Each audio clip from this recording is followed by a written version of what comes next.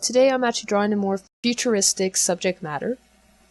So I'm actually drawing a futuristic soldier in this case. The original idea for this character came when I was actually looking at somebody else's art piece, and I realized I hadn't drawn anything futuristic. It's not normally a style that I do use or draw, but it's something that I can definitely draw. Because I do understand how the human anatomy works, how to break down characters, this allows me to learn new styles somewhat easily.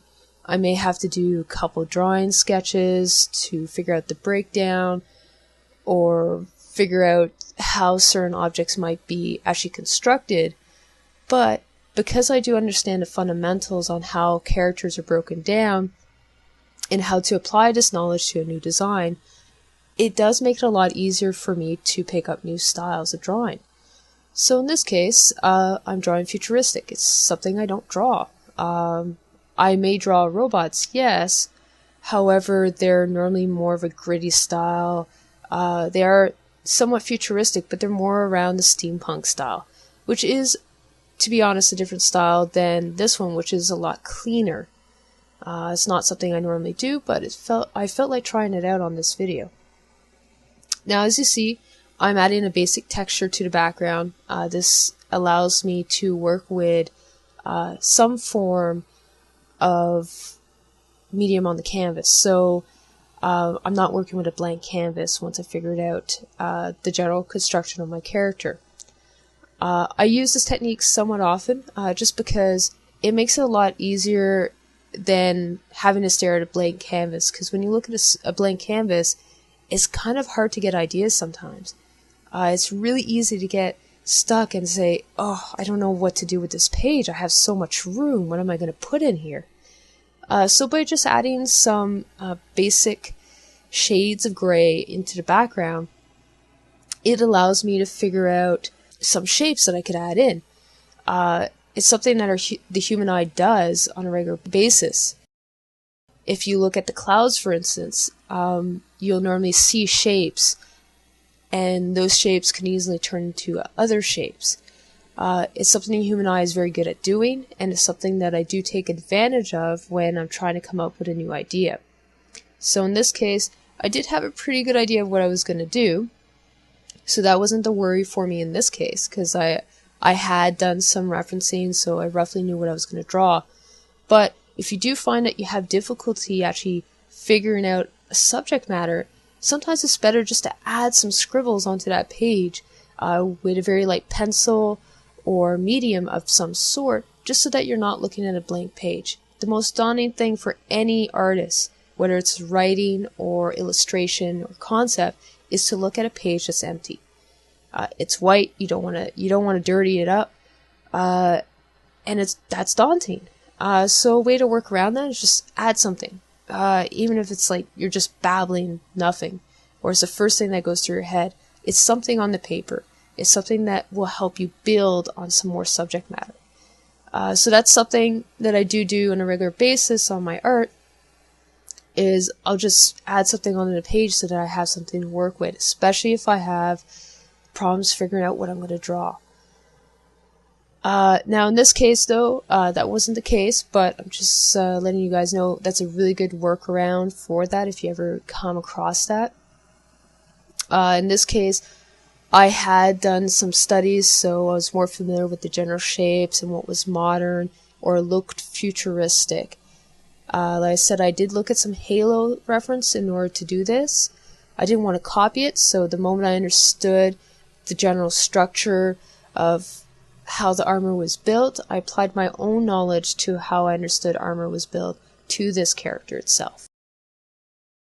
And I wanted to make it my own, so the easiest way to keep from copying something else that I do is I'll look at the reference, I'll study the reference, and then I'll put away the reference. By putting it away, it forces me to actually use the knowledge that I've gained, that I've analyzed, into my drawing without actually copying the subject matter.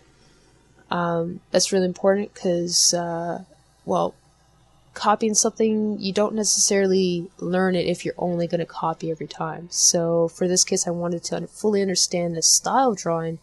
So in this case, I put the subject matter aside and decided, okay, I'm just going to go with the knowledge that I currently have and see where it leads me. And in this case, this is where it led me. So typical to what you normally see me do is I normally start with the head and the torso. These are two fundamental areas for me to work on normally, because once I understand how the structure or the armor in general will be applied or drawn, it makes it a lot easier for me to figure out the rest of the body. Now, I have been doing quite a few full body shots. The main reason why I do normally full body shots is if I do intend to use the character later on, I need to understand how the character is fully drawn. But in this case, I probably won't be drawing this character out any more than what you've seen, so I don't require a full body shot. It's just purely concept, and it's just a general idea for this character. So in this case, I'm not drawing the full body. It's just a different type of technique that I use, and I also wanted to add more detail into this character than what I can normally do if it's a full body shot. A lot of the detail gets lost once I upload it because I have to reduce the resolution of the image. So in this case, I wanted more details to show up on this character, so I did draw the character closer to the camera. Once again, you see me just blocking in the general shapes when I'm working on a character. It's very similar to what you see me do in the past. I do have a definite preference to working in grayscale first. It's easier for me to change the colors later on too, or to do revisions later on, which is why I generally use this type of technique versus other techniques in which some artists will use. Some artists, they'll actually go straight into color and they're able to get really nice images that way. The only downside to doing that is if you have to do changes, it could be a bit more difficult to do. Because my color's on a separate layer though, I could do several different versions of the colors really easily, and without having to worry too much about it. Now, that being said, you can do the same thing if you do go straight to color in your drawing process. Normally you're changing the color balance though, and I do find that somewhat restrictive, however, which is why I do use this method predominantly. For me, it just works better. Some artists, though, like I said, they prefer to go straight to color. Now, I decided to add an object in this hand because I'm going to have him actually holding an object in his other hand, which is different than what I originally decided for this character. Originally, I was going to have a weapon in the other hand, which is facing his head, but I've seen that so many times I decided to have, well, why would it be a weapon? Maybe he's looking for something. Maybe that's a scanner in his hand. So I decided to go with that idea instead for this character.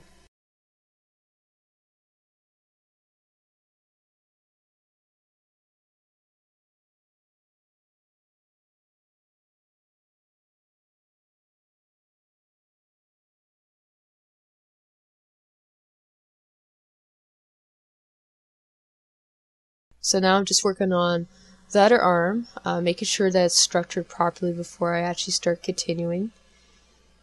For me, the hands are very important, so I do spend quite a bit of time figuring out the hands before I actually continue on the rest of the drawing. It is something that helps to really define a good artist versus an okay artist. Good artists do spend a lot of time on the hands. They do put a lot of detail in the hands as well, because the hands read a lot of emotions. I once had a fellow student, the way he treated hands was literally he referred to them as mini people, because they convey so much emotion. A lot of our nonverbal language is gestures. You can tell a lot just by gestures alone of what somebody's actually saying to you. It's actually a really cool experiment, is you could literally just talk to somebody face to face without actually saying any words, and just gesturing, using facial expressions, and generally speaking, most people will actually understand what you're saying. The reason for this is because most of the language is actually nonverbal. It's not actual verbal communication when you're speaking to somebody face to face. When you are listening to somebody, then there's other factors that come in. There's tone and all that as well.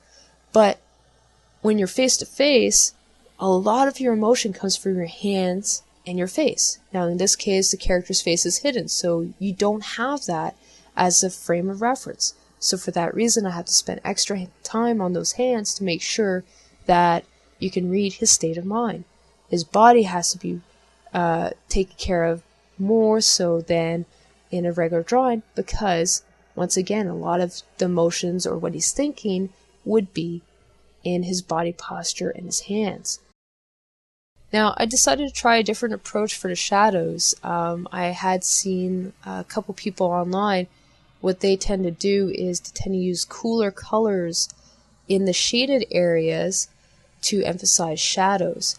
Now, I did want to try that out, so in this case, I did try that out, and it gave me some pretty good results. It's not something I normally do. It's something I definitely wanted to try out to see if it worked.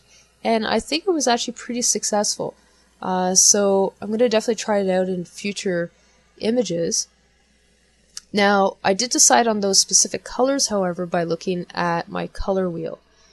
On the color wheel, it actually breaks down colors that are complementary to each other.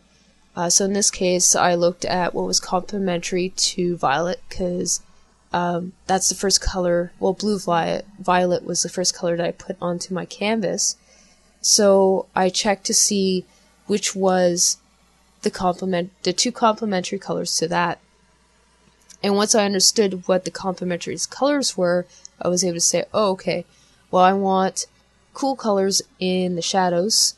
So I'm going to use red oranges, which is the complementary color to the blue violet, as to go into my lighted areas. So that's what I did. And then, because the yellow green was part of the triad for those colors, I used that as more of a mid-tone color.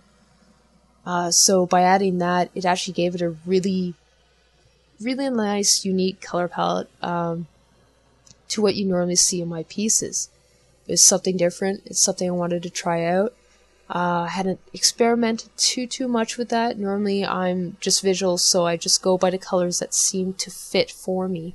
But in this case, I really wanted to try out, okay, these normally go together, so will it actually work for my drawing style? It did work out. It's something different, and something I'll probably try out in the future again. But it gave me completely different results, which is kind of nice. So this is the finished piece that I worked on. I did add some smoke effects and some dirt and some grime to the overall armor, but this is pretty much the finished piece. It was a lot of fun to do, and I'll definitely try it in the future. So I hope all of you guys enjoyed this video, and I hope to see you guys soon. Thank you and take care.